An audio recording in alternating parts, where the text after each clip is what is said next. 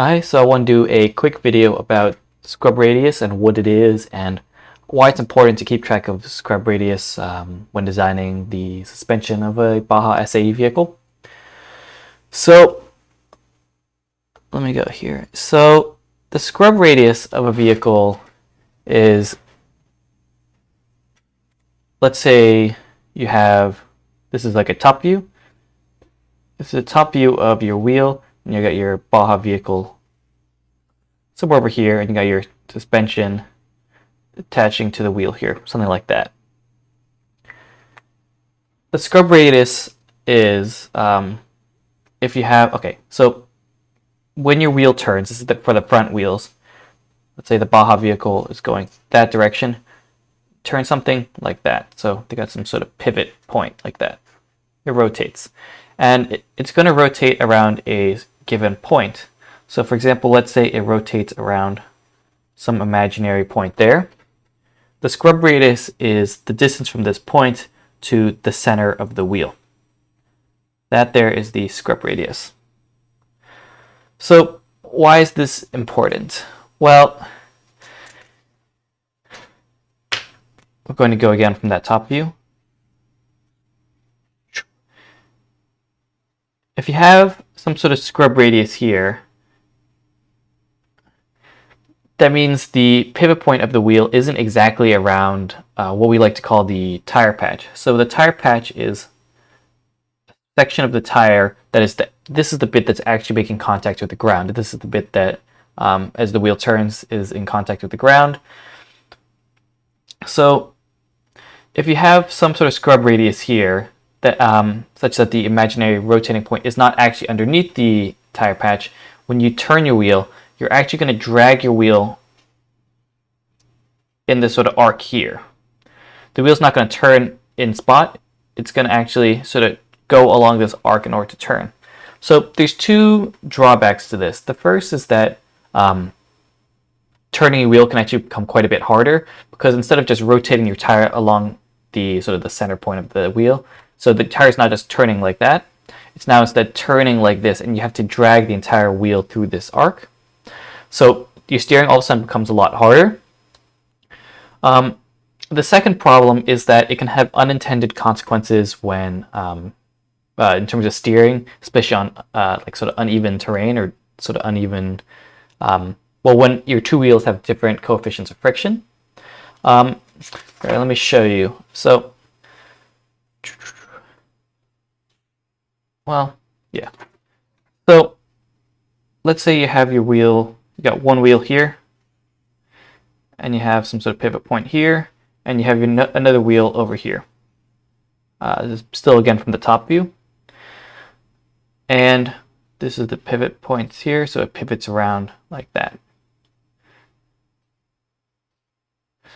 So as the car is going along, there's going to be some sort of force on the wheels caused by the, well, some sort of force from the wheels caused by the friction on the ground. And for the most of the time, you'll have even friction between the right wheel and the left wheel. However, what can happen is, let's say one wheel hits a bunch of rocks, and all of a sudden, the wheel gets snagged up, and there's a lot of friction there.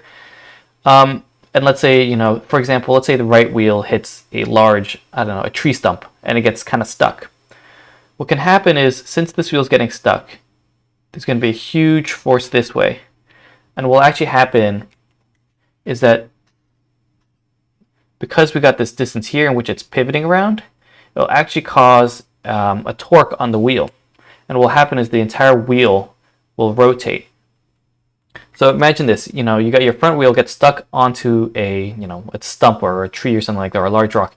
And what happens is your wheel will actually turn into that obstacle or whatnot. So it'll actually turn the whole car sort of this direction. And the same with the left wheel. So the left wheel, because they're tied together with some sort of tie rod, the left wheel will also turn like that.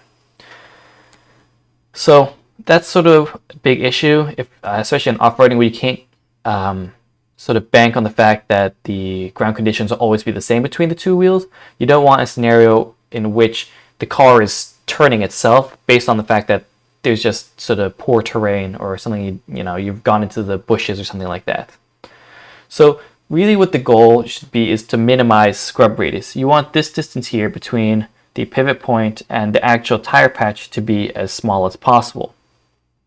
In some cases, it's even possible to get a negative scrub radius, in which, say this is your wheel down here, this is being the car over here, in which the tire patch, or in which the pivot point is actually slightly further to the right or to the outside of the tire patch. This is okay in most cases. It means that if you were to hit an obstacle like you did here, you'd actually turn away from that obstacle. However, in most cases, achieving a negative scrub radius is actually really difficult. So the goal for our team has always been to achieve, a zero scrub radius.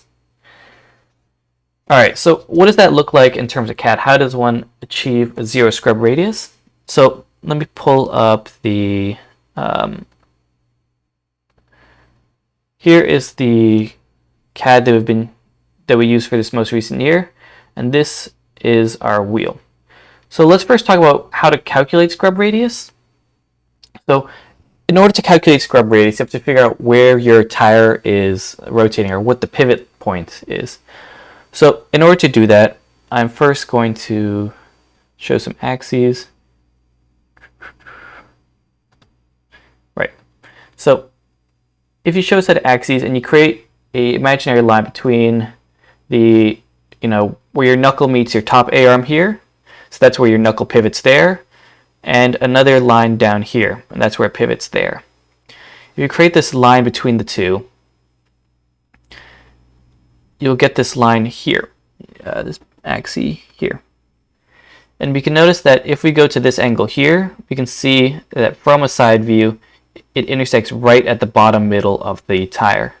This is what zero scrub radius looks like. Alternatively, let's say the line went something, if you can follow my cursor, it was say more vertical. It could meet somewhere around here. You would have, then say, I don't know, 6 inches of scrub radius. So the key to achieving zero scrub radius is quite simple, really.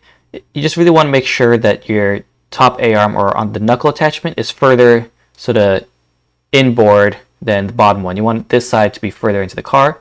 So that's why on our steering knuckle, we always have this sort of protrusion here, where then the upper A-arm attaches compared to the lower A-arm. In terms of packaging, one useful thing is to first try to push this lower A-arm as far into the wheel well as possible. In this case, we just have it flat with the knuckle. But, if you could move even further into the knuckle, that would be beneficial. But of course, you're then getting quite close to the brake discs right here. So you push this all the way in, and then adjust the top A-arm until you can achieve something very similar to zero scrub radius down here. So I hope that's helpful, and I hope that makes sense. So thank you so much for watching.